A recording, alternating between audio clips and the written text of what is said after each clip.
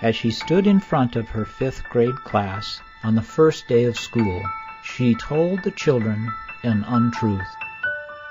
Like most teachers, she looked at her students and said that she loved them all the same. However, that was impossible, because there in the front row, slumped in his seat, was a little boy named Teddy Stallard.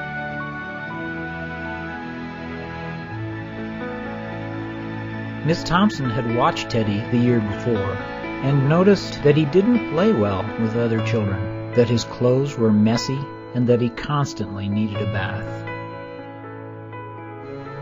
And Teddy could be unpleasant. It got to the point where Miss Thompson would actually take delight in marking his papers with a broad red pen, making bold X's, and then putting a big F at the top of his papers. At the school where Miss Thompson taught, she was required to review each child's past records, and she put Teddy's off until the last.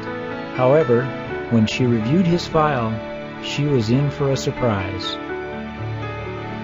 Teddy's 1st grade teacher wrote, "Teddy is a bright child with a ready laugh. He does his work neatly and has good manners. He is such a joy to be around." His 2nd grade teacher wrote, "Teddy is an excellent student, well liked by his classmates, but he is troubled because his mother has a terminal illness, and life at home must be a struggle." His 3rd grade teacher wrote, "His mother's death has been hard on him.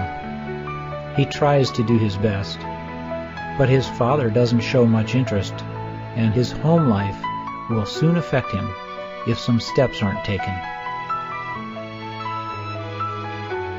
Teddy's 4th grade teacher wrote, "Teddy is withdrawn and doesn't show much interest in school. He doesn't have many friends, and he sometimes sleeps in class." By now, Miss Thompson realized the problem, and she was ashamed of herself.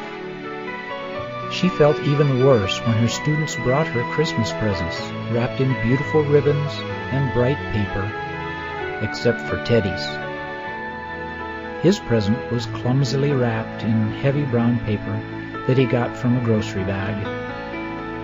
Miss Thompson took pains to open it in the middle of the other presents.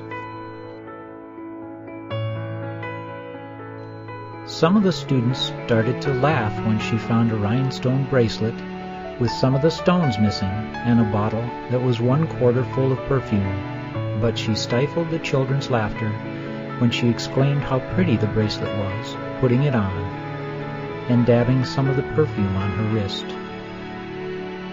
Teddy Stallard stayed after school that day, just long enough to say, "Miss Thompson, today you smell just like my mom used to."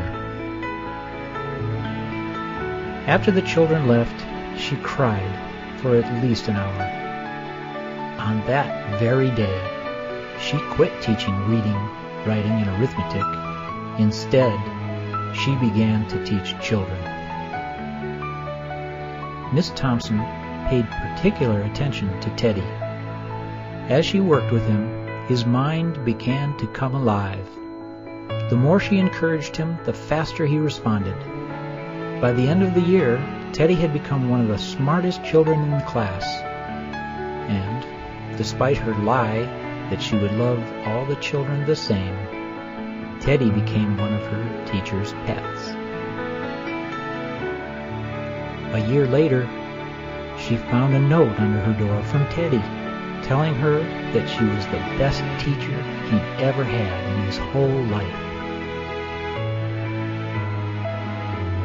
6 years went by before she got another note from Teddy.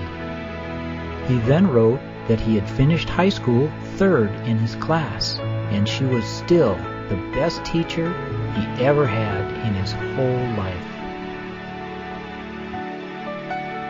4 years after that, she got another letter, saying that while things had been tough at times, he'd stayed in school. He'd stuck with it, and would soon graduate from college with the highest of honors. Again, he assured Miss Thompson that she was still the best and favorite teacher he'd ever had. Then 4 more years passed, and yet another letter came. After he got his bachelor's degree, he had decided to go a little further.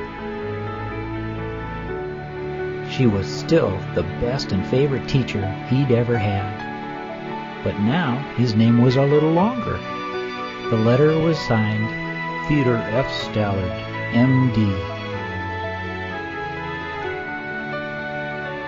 The story does not end here. There was yet another letter that spring. Teddy said he'd met this girl and was going to be married.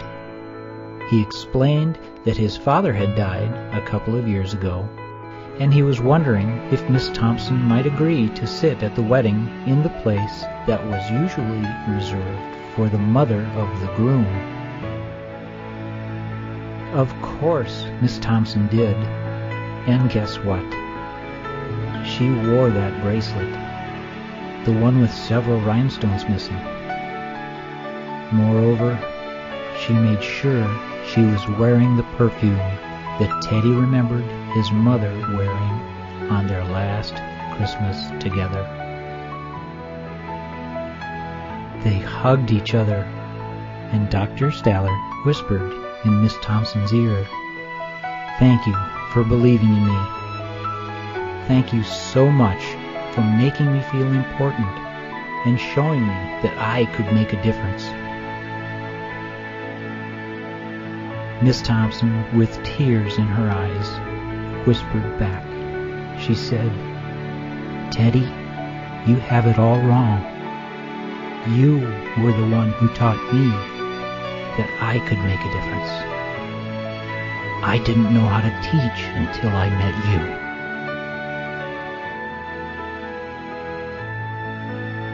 You can never tell what type of impact you may have on another's life by your actions or lack of action. Please consider this fact in your venture through life, and just try to make a difference in someone else's life today.